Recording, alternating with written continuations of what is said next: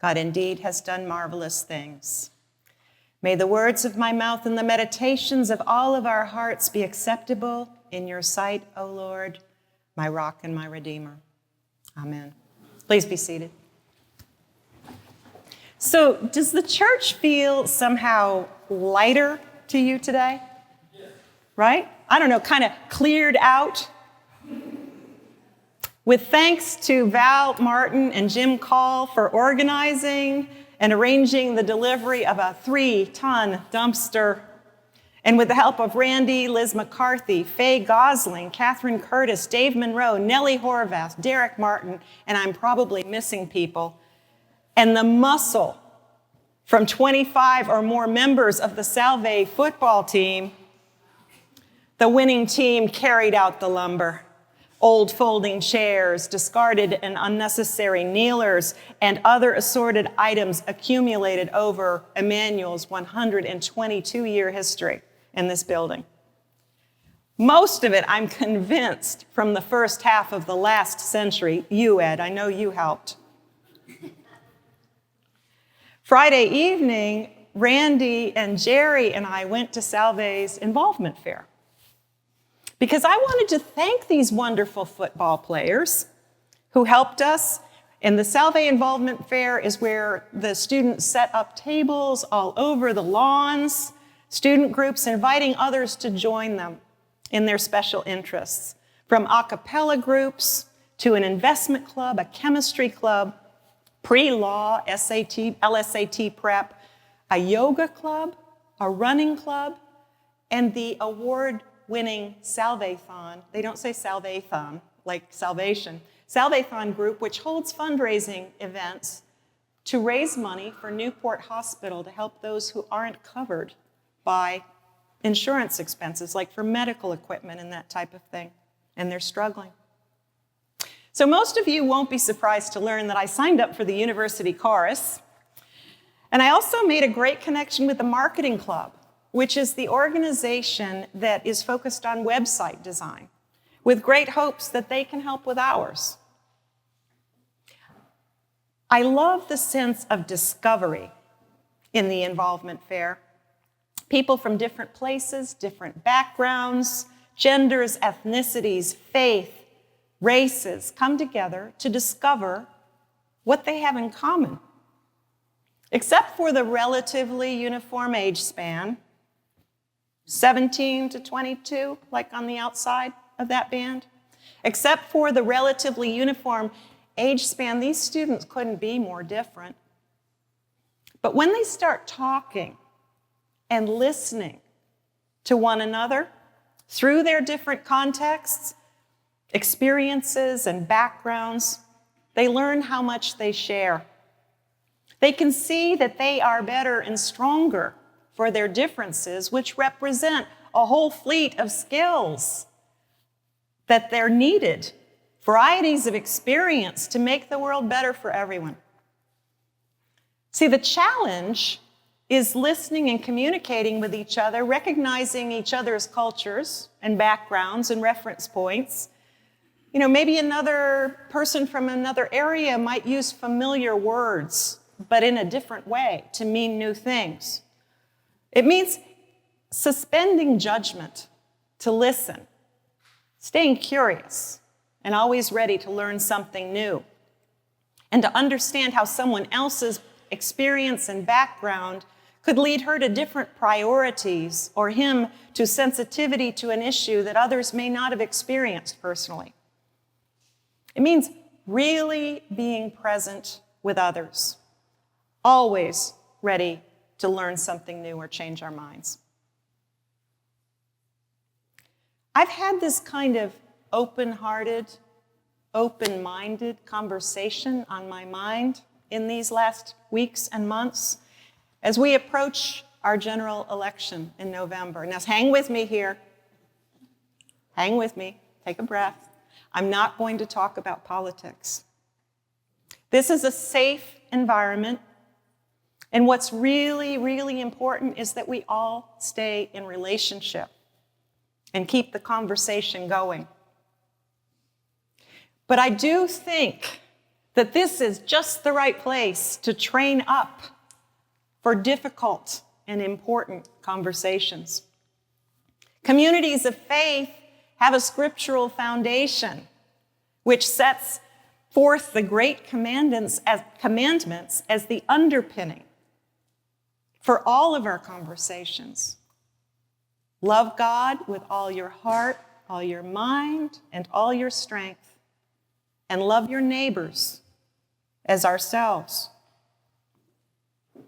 The great commandments are the basis of civil discourse. And we can't count on that same commitment, that same baseline. I don't know, yoga class at the club, our running group, or wherever it is we hang out when we're not at church. There are exceptions, of course, in both directions. That is, yoga classes that hold fast to their heritage in their spiritual origin and become respectful civil discussion groups. And there are also communities of faith in every and every denomination that steadfastly avoid encountering difference with curiosity engaged and judgment suspended. But because of the foundational commitment to mutual care and respect, church really matters. Church really matters.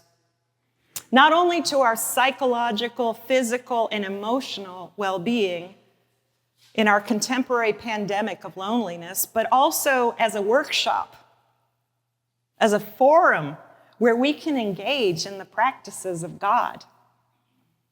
Practicing God means connecting first with each other's humanity, discovering in delight how much we're alike, and rejoicing in the broad portfolio of skills and know-how represented by our differences.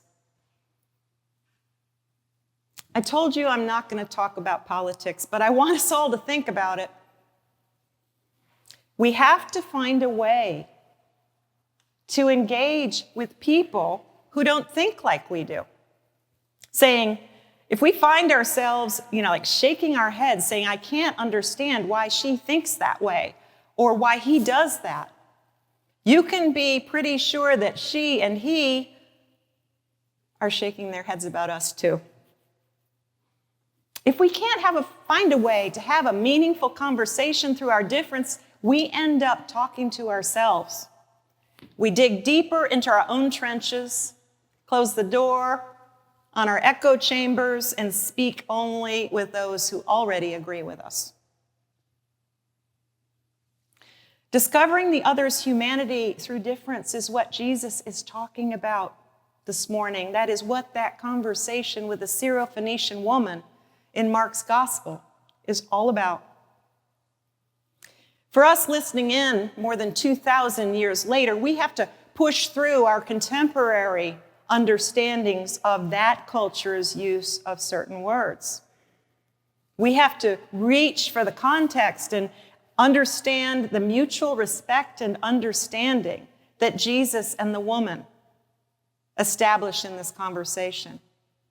Because if we don't dig deep for context, we risk misunderstanding the nature of this conversation. Because what do we see from our vantage point? On the surface, what we see is a terrified mother from another ethnic group, begging a man with power to save her daughter from a demon. A demon is how most first century doctors, observers, healthcare providers would have characterized any behavioral or emotional illness. Jesus, clear on his mission from God, says, let the children be fed first, for it is not fair to take the children's food and throw it to the dogs. Wow. Wow. To us today, that sounds harsh, maybe even an unforgivable ethnic slur. But stay with it. That's not how Jesus and the Syrophoenician woman interact in that moment. That's not how they respond to each other here. They suspend judgment, connecting with each other's humanity, each appreciating the other's context and needs. See, while the gender dynamic may tip in Jesus' favor, the woman is from urban Tyre in ancient Lebanon and would have actually had considerable wealth and social standing in her context, especially when compared to Jesus' social location in poor rural Galilee, where bread for the children every day in the family was scarce and at risk. She would not have necessarily been marginalized or oppressed. So what does she do? Instead of claiming her privilege, she makes space in her heart for the children of Israel. As Berkeley Dean Andrew McGowan writes, ancient cities were parasitic on their rural hinterlands. So the Syrophoenician woman's relative comfort would have come at the expense of poor people Jesus served in the Galilee. And the Syrophoenician woman gets that, immediately agreeing to Jesus' priorities and to Jesus' metaphor, which was about a family context and likely wouldn't have offended her at all. Just as Jesus hears and honors her humanity and need by then casting the demon out of her daughter. Communication static goes quiet when we hold space for each other's humanity. It's a tall order, but that's how the world has changed. And that won't happen until we find a way to talk and listen to each other about it. Amen.